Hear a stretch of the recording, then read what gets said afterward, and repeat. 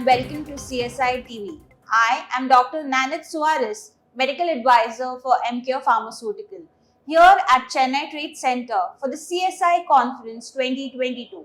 It is my immense honor and privilege to introduce and welcome Dr. Sunil Modi, sir. Welcome, sir.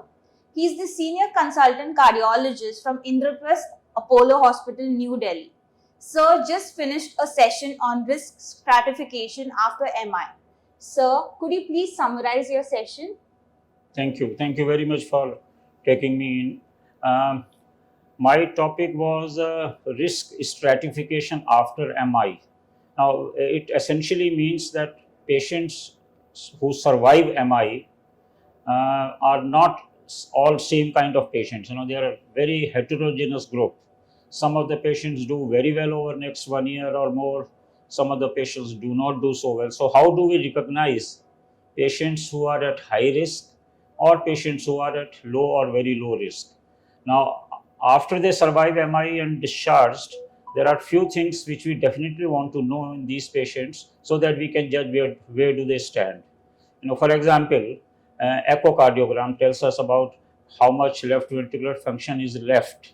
Some patients damage their left ventricle very much as against others who do not damage their ventricle so much. So residual left ventricular function is one of the most important determinant factor which judges the outcome in at least in next 1 year. Then some kind of stress testing, at some point in time, it depends from patient to patient, when do you want to do stress testing. Any kind of stress testing like ordinary treadmill test or stress echo or stress thallium, whichever you think proper in a particular patient should be done so that we know is there any residual ischemia, and that will tell us the risk of the patient next 1 year. And the risk of sudden cardiac death is judged by, of course, left ventricular function and the determination of the arrhythmias, which we can do easily by Holter or by ELR monitorings currently. So could you just give few key take-home message from your session, sir? Yeah, the main key take-home message is that do not forget patients after they are discharged after the heart attacks.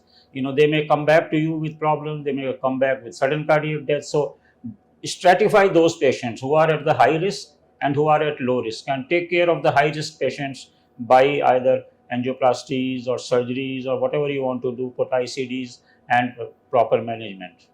Thank you, sir. So, sir just highlighted on the importance of risk stratification after MI and the various factors determining this. With this, I would like to thank Dr. Sunil Modi, sir. Thank you so much for sharing your valuable time, and have a good day.